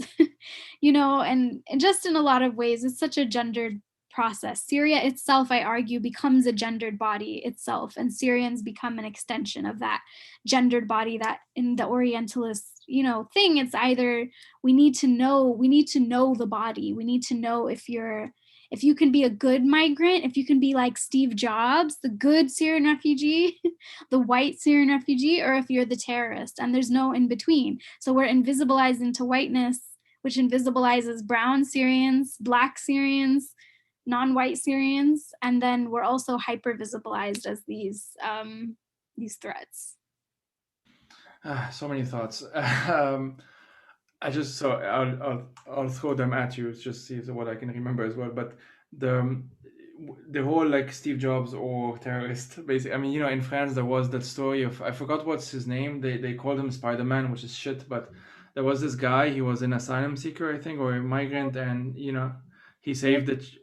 Of superhuman capability. Yes, yeah, like he saved the child, and then he and then he was given the nationality the next day or something, and then the joke became that, well, you have to become a superhero essentially, or the German. I'm trying to get this right, but I think part of the team that discovered the first vaccine was like a Turkish German team or something like that, or they were on it or whatever, and so they were being praised as again the model minority thing, and it's like, how, like, what exactly needs to be done? Like, what are the lists of achievements? Denmark right now, I'm sure you know, is threatening, and it is deporting at least 94 Syrians, and because they're not willing to actually go back to Syria, because why would they? They are going to be basically in these camps, and those are Syrians who, like, one of them is 17 and she's learned Danish and she's about to graduate and whatever, and like the question is always like, what needs to be done in order to quote unquote integrate? And the thing is that that's a false question. Like, the question itself for me is, as we know what the answer is, and that's like pretty much it's impossible. Like, the standards are so impossibly high that it is simply not possible for most people to even have access to this, to become quote unquote the good Syrian or the good Arab or the good African, the good migrant, good what have you. So like that's one thing. The other thing of you mentioned before, the so the Alan Kurdi, when of course when his body was found, I remember Yusuf Nair, who's this Palestinian American academic, I guess. We contributed to the same book, so that's how I know him. The book is called Social Justice and Israel Palestine, I should say. But anyway, so he said after Alan Kurdi was like in the, obviously he had these massive headlines and the failures and all of that, which, like, even in my, sometimes I was trying to be maybe optimistic, maybe naive. I was telling myself, well, maybe this is gonna change things or whatever. But he simply pointed out, like, if, unfortunately, I'll just say it as it is, like, if their children made a difference, Palestine would have been freed a long time ago. And it's just a fact. And it's just one of those things that I don't, let me see if I can express this adequately. Like, there are these multiple narratives and multiple stories happening at the same time, right? And for me, it's not that I wouldn't, I would still see if the, for lack of a better term, the Alan Kurdi moment would change things, because sometimes some freakish random, series of events, it might lead to some kind of policy change or whatever. And so I would kind of put a pin on it and see how that develops. But then obviously in the back of my mind, I have all of these dozens and if not hundreds of cases in which that had not made any difference. And for me, Syria, at least in the past decade now, past decade now, has become this connecting thread in many things. And it's how I've managed to sort of see comparisons between Libya and Syria, Hong Kong and Syria, Bosnia and Syria, Ukraine and Syria. And of course, comparisons are never perfect. You always have more differences than similarities. But you sort of trying anyway to sort of see these connecting threads that have, for the most part, been unexplored, or at least not explored enough. Let's put it that way. There are more. I'm not the only one doing it, obviously. Many people are doing this. It's just not enough, in my view. Yeah, so that also rambling on my part. I wanted to ask a question that is like sensitive and difficult, and it's kind of like, I'll just say it. It's something that, as a Lebanese, again, I'll use that stupid card, but it's very difficult to talk and think about sectarianism. It's just something that it's not an easy thing to talk about, especially when, as anti-sectarians, you're dealing with, for the most part, people who openly appeal to sectarianism. I'm kind of being simplistic, but that tends to happen a lot. And in Lebanon, the question has always been like, then how do you deal with, let's say, zealots? Like, how do you deal with people who are really, who see you in a binary, like you're either with them or against them, and that's it, and nothing could be done. Obviously, in Lebanon, we saw this a lot with Hezbollah in the past year and a half, but not just them. They are just the most powerful group right now. In Syria, I remember when not when he was killed, but like a couple of years after Basil Shahada was killed in Homs, I had shared, well, I've basically been doing it every year on the date of his of his death. This documentary that he had released, like Christmas and Homs, or Merry Christmas Homs, or something like that. I will find the link and put it in the description. And so I would mention a few times that, well, he was Christian, because of the Christmas documentary. And my and my intention was not to say, well, look at this Christian standing with the non-Christians, My intention was to just say that there are multiple experiences at the same time.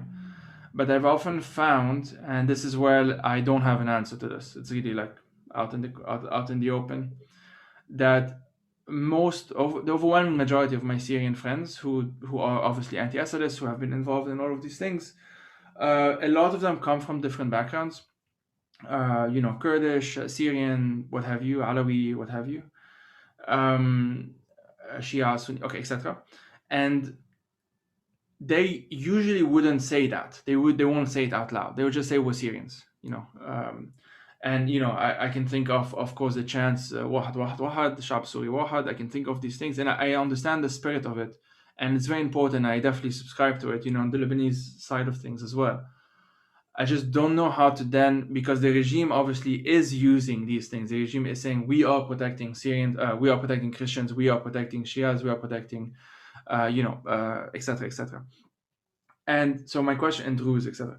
So my question to you is like, how do you personally navigate this, whether in your own private life, personal life, with friends, family? I don't know really, but yeah. So how do you navigate this personally and politically as well, if that makes sense?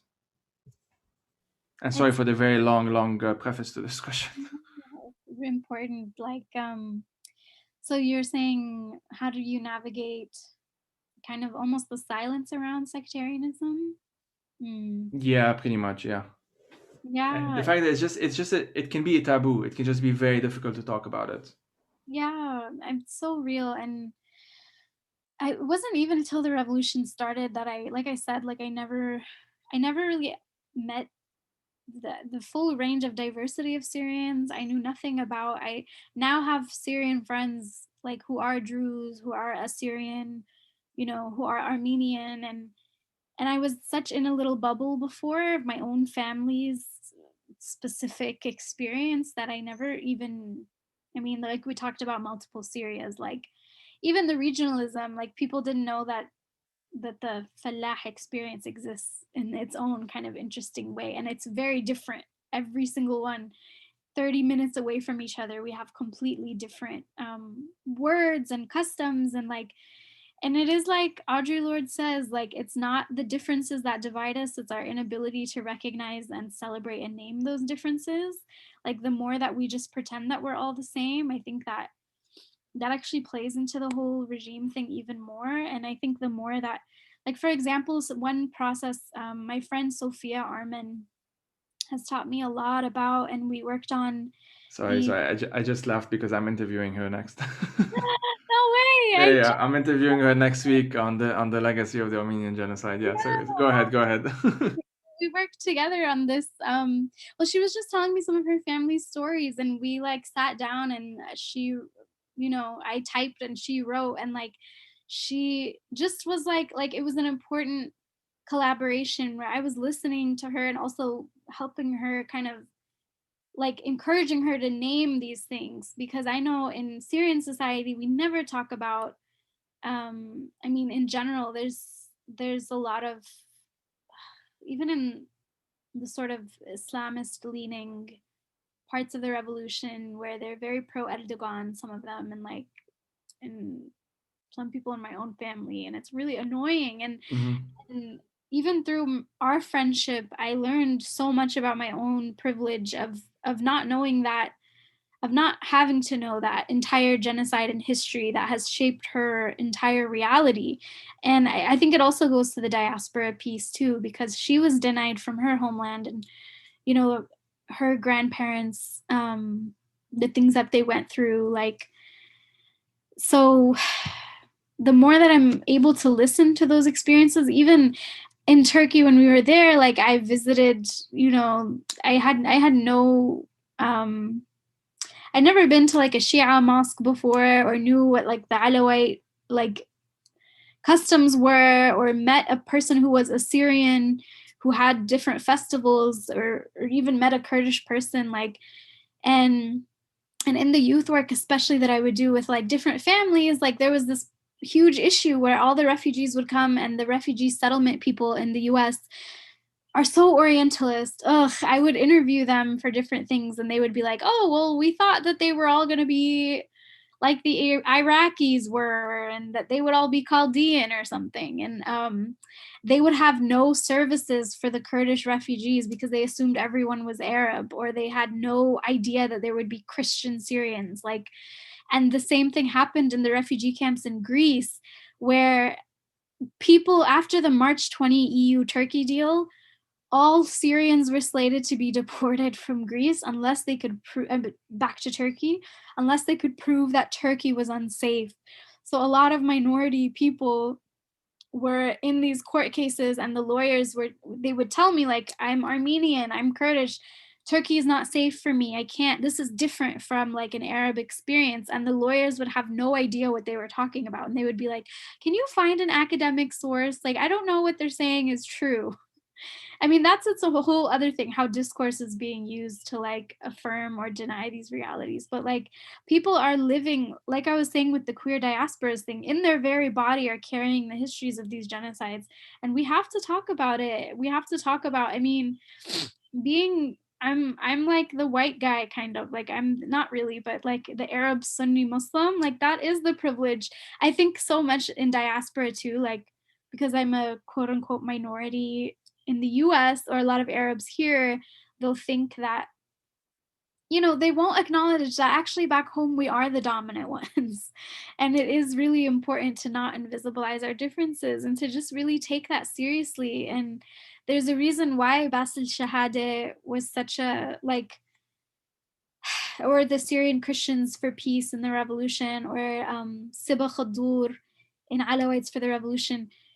Like, these movements were really, really important because they not only disrupted the regime's narrative, but they showed a specific kind of ethnic and religious experience that wasn't being centered or represented.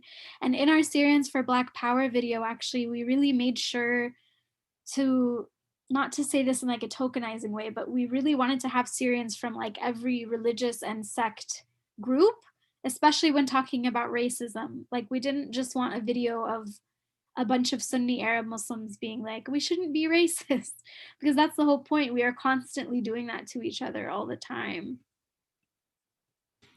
Yeah, so I just also thought of, like, you mentioned how you're Sunni Arab in Syria, and I'm the Lebanese Maronite in Lebanon, and so there are these parallels there as well. But I would mention, like, even if, like, Fatwa Sulaiman's story, who obviously she passed away 4 years ago. If you go on the Wikipedia, I just remembered, and I opened it just to kind of make that point. Like, it was a Syrian actress of Alawite descent who led a Sunni majority protest against Bashar al-Assad's government in Homs. She became one of the most recognized faces of the Syrian civil war. She's not one of the most recognized faces of the Syrian civil war because she didn't take part in the Syrian civil war in the first place. Like, that's one thing. And again, obviously, of Alawite descent who led the Sunni majority protest. And the difficulty for me as a, sorry, you were saying? How do they even know that it was Sunni majority? Like, there's also an assumption. Yes, of course. And so for me, the difficulty as let's just say as an activist trying to deal with all of that is that it just became painfully aware that these narratives are often like completely out of our control. Like, almost anything, or like right now, just I mentioned like Lebanese Maronite, whatever. If I start talking, or I was interviewed on some show or whatever, and I mentioned that I oppose Hezbollah, like, it's almost inevitable that this is going to color how I'm perceived by certain people, right? And this is the difficulty of it, because sometimes I feel the need to mention it. I try not to, but sometimes I'm kind of put in a corner. And there was this American personality, I will mention his name because most people still don't know about this, Jimmy Dore, who's just whatever. He's not a nice person, but he accused me of being Al Qaeda on Twitter, like publicly, a couple of years ago, and it was in the same narratives as the white helmets are Al Qaeda. He's actually the person I mentioned before. Now I actually mentioned his name, and I don't remember. I don't think I mentioned it on Twitter because I don't want to use the Christian card for something like that, because then I'm basically saying, well, no, I'm not one of those guys, and that's not what I'm trying to say, obviously. But it's just so difficult to know when to navigate this and when not to navigate this, because on the one hand, I don't want the Christian cultural heritage that I have, I don't want that erased either. There is a specificity to Lebanese Christian history that is real. It's just there. people are right wing and left wing and whatnot, but there is this inherited heritage, and that's part of the Lebanese story. It's part of the Arab story. It's part of the region story, whatever. But at the same time, because now I'm obviously in Switzerland, I'm in Europe, then I'm in the minority, obviously. Then it's like, well, which category am I allowed to use, and how do I use it, and which one am I access? Which one do I have access to? All of these things. I don't want to just dump these things on you, but these are just one of the many ways that I started rethinking. Go back to that earlier point of multiplicities, right? I just have multiplicities in me. Like whether I want to or not, I go to Lebanon, I automatically inhabit a certain category that's just whether I want to or not is there. So my question is like, how do I dismantle it from within or from without? But then if I go to in Switzerland, where I currently live, being Lebanese Christian doesn't really matter that much, to be honest. And so it's just one of those many things that I just know that there are certain places where I will have advantages over Lebanese Muslims, for example. France being an obvious example, people who know the history of the Lebanese in France is a big one. In America, actually, Lebanese Americans, that's a big thing. In Latin America as well, Latin Americans of Lebanese and Syrian descent, a lot of them would be of Christian heritage, and that did play part of that diasporic history. That's a different topic.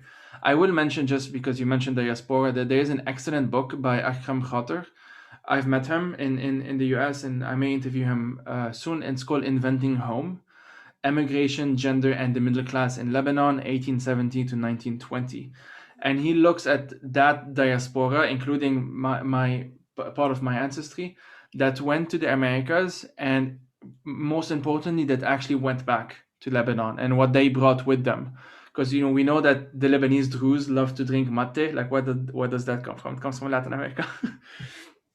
But yeah, among other things, obviously they brought back ideas. One of the many things that they brought back with them, for example, is actually feminism. Something that a lot of Lebanese of the region where I grew up in, you had these pamphlets, feminist pamphlets in the 1910s and 1920s that would reference like actually quoting a feminist in America or feminist in Latin America or what have you, and just these underlying stories that goes back to this whole multiplicity, side of things.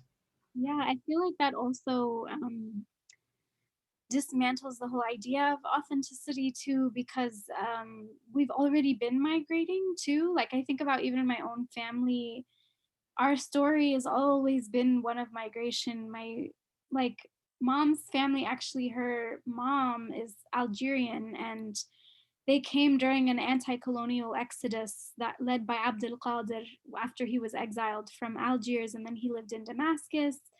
And like our histories are already ones of migration, and so whenever people act like our diaspora is somehow less authentic, actually I was just talking to my friend about this because she was telling me when she was in Argentina, she had these like Arabic sweets, and she told me the name of it, and I was like, I don't think I've ever heard of that. And she was like, well, it must have been brought, with the Spaniards and the Moors and when they came.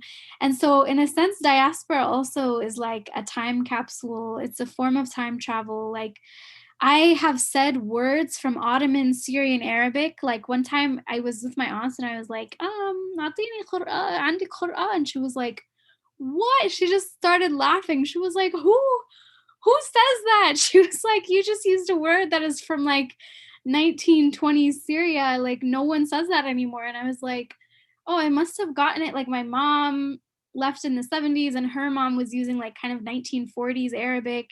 She was probably using terms that like her mom was using." And I guess somehow in diaspora, because I like even word like when I would go back to Jordan, and the words that I would still use for like cell phone or whatever were like old and like not trendy anymore. Like it's this really interesting thing because you carry these migrations and these stories inside of you. Like my dad's side of the family are actually actual Bedu who came in the early 20th century, late 19th century to Syria. And that's actually even a different class from other Fallah who are non-Bedu but indigenous. But the Bedu would always be, like even more quote unquote barbaric or like pre-modern or whatever. So we even have those kinds of traditions in us. Like I would always grow up doing hinne, for example, at weddings, and then my Damascene side would be like, "Oh, Syrians don't do that. We don't know where you got that from." And I would be like, "I'm pretty sure this is carried from the Gulf, but like through Syria." Like it's so beautiful. I don't know. I wish we all had more space to like to really just practice our cultural lineage. Like I don't know, our the migrations that we carry in our actual bodies. Like none of this is new, basically. You know, we've been doing this for a long time, migrating and like having new cultural identities and experiences because of political processes. Yeah, I really think like on just on that note that there's just a lot to learn from the experiences of diaspora, and I will link it. I think the episode that comes before this one, I'm not exactly sure, but it's with Promised Lee, and he's a Hong Kong activist in exile in the US. And I've had a number of these conversations on Hong Kong. I think that was the third one or the fourth one. I had one on Taiwan, or the Taiwan one wasn't diaspora related. But the Hong Kong ones were all now, a lot of them are recently exiled. A lot of them are like really in the past year and a half, and they have to sort of navigate this entire thing because a significant percentage of the population is leaving due to the crackdown by the CCP. And those are going to become inevitable questions to be asked, and of course no one's going to find one answer, one satisfying answer anyway, but it's definitely something worth having. um, I wanted to ask you like a final thing before the book section, which is like you had this video that you released like 10 years ago. I have it in front of me, called Syrians Are United. And I just wanted, if that's okay, like I will link it. I will link all of this anyway.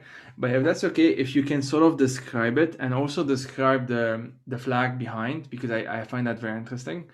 And yeah, after that we'll just go straight to the book section. Yeah, that's so funny that you watched that because the very first one I did is the one that went viral and that made me wanted for 50 million lira. So my mom encouraged me to make more, you know, and that was one of them.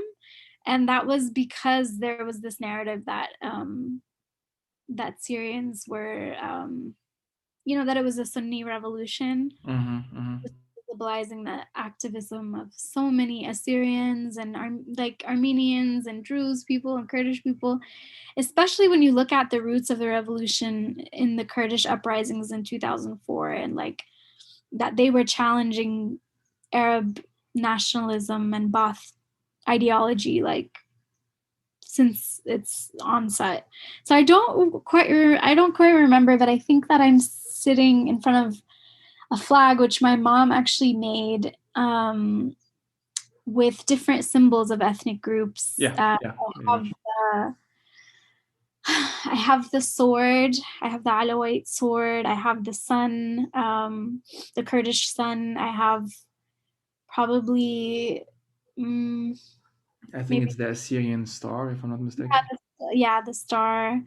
Um, yeah, and it was just to reflect. I mean, a lot of my early experiences meeting other activists, they were Kurdish, they were Assyrian, they taught me so much. Just the revolution itself taught me and introduced me to so many different kinds of Syria. I have this poem that I wrote about it where like, you know, in the camps I met like friends, people who I'm still in contact with, like who were also farm working from farm working backgrounds, but they would send me the way that they make kebse, you know, it would be completely different. Or I met these two sisters from Banyas who I like just love so much, and they're like my sisters. I had never met people from Banyas before, or even people from Latiye, and I met like chain smoking Kurdish philosophers and like Assyrian punk feminists who had a freaking pot of hashish in their balcony in Turkey, you know, and like just I had never grown up with a Syria where any of that was possible. I grew up with a conservative idea of Syria that to be a real Syrian, you are a conservative Sunni person who like follows the rules and doesn't speak up. So all of these different things like transformed my experience of Syria for me and taught me about the beauty, and it's not to like say that in a cliche way or whatever, but even like the film collective Abu Nadara, they have this interview they did. Maybe I can send you the link. Yeah, I've definitely watched it. I'm obsessed with them. Yeah, like the famous, they say that part of their art form reflects earlier Syrian anti-sectarian creativity, and they pointed out, which I never knew this, that the famous Syrian mosaic boxes, you know, with the pearl inlay, the wooden style of that, it actually came in the 1880s from this Syrian Christian named Jerzy Bitar, who was trying to show the French colonizers that Syrians were united, and that they would not be divided across religious and sect lines and pit against each other. So he created this art form, this special box using the Islamic architectural geometries with the sort of Byzantine Christian elements as well. And he brought together like the Muslim and the Christian to have a physical kind of mosaic that he could show them, and that Syrians could feel proud of, that our culture is like a mosaic, that we're not all the same. And that's what makes us so powerful, is that we have this overlapping diversity. Awesome. Well, on that amazing note, would you mind sharing with us like your book recommendations? Oh yeah, so the ones that I picked were Syria Speaks: Art and Culture on the Frontline, edited by three people: Nawara Mahfouz, Zahir Marin, and Malu Halasa. I don't know how to say their name, but I also picked Zatar Diva by Suhair Hamad, one of my favorite Palestinian American poets, and she was writing it after 9/11, and I think she has such a strong, going back to this whole like voice of diaspora and what that looks like. Like she has a poem that's like, I have never been to Ramallah, but I know the man like carrying the falafel, and I know the little boy running in the street, and I remember this. Like, I don't know, it's so beautiful, and I love her voice because she's a soft kind of feminized poet. She doesn't do this whole like dominance kind of thing, like emotionally. She's very like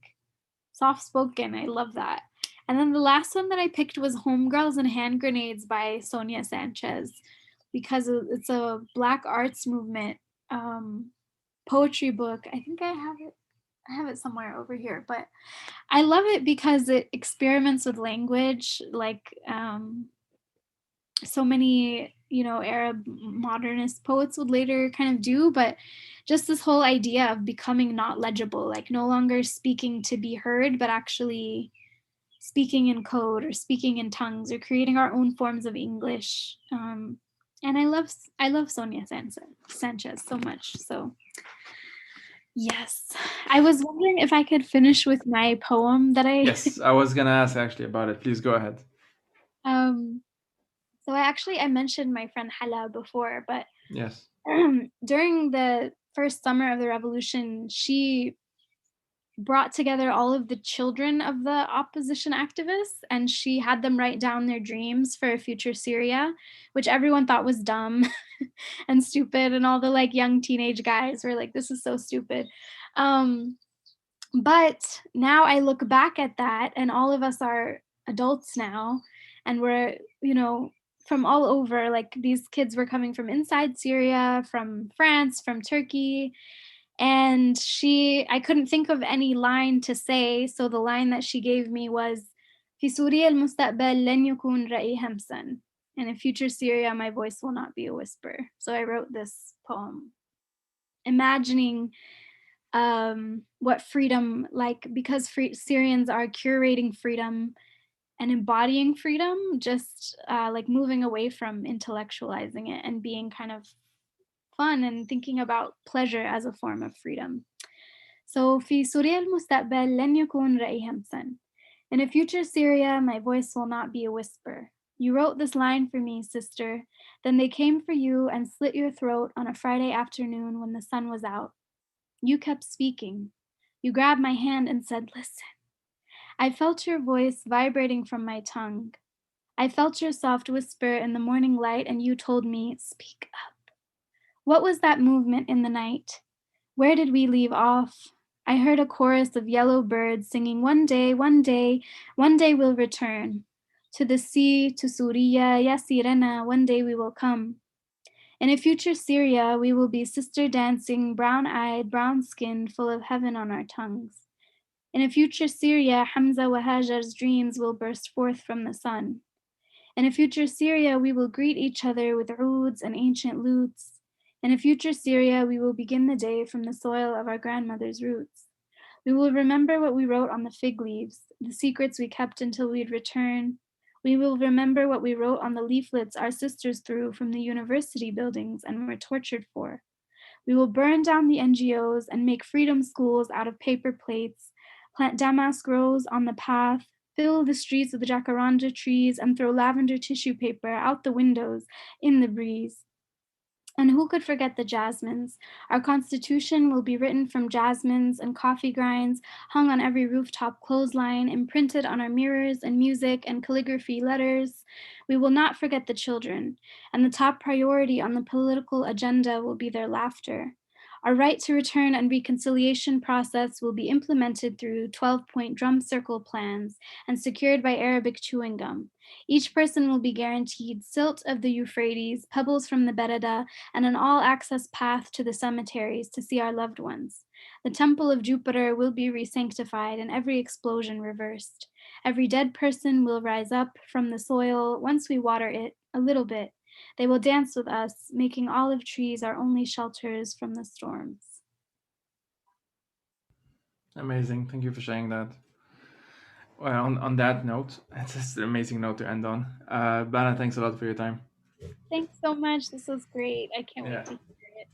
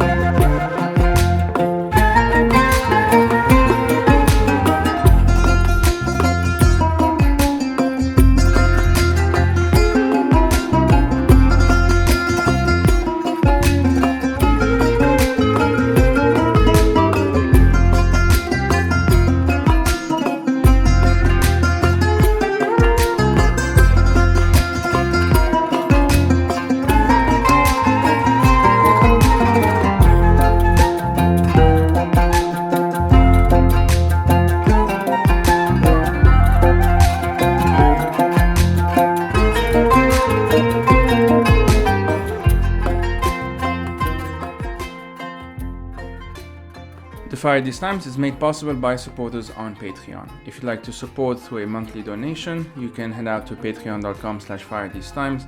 And if you want to explore other options, you can do so by checking out the website.